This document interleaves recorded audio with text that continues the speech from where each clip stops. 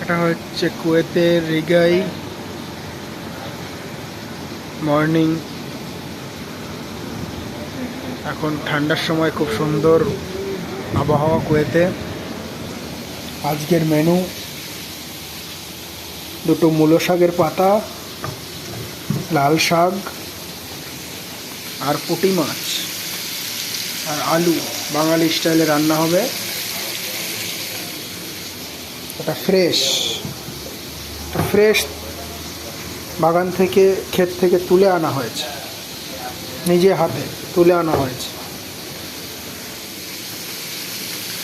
আর এখানে ফ্রেশ পুঁটি মাছ, কুয়েতের 650 পুলিশ।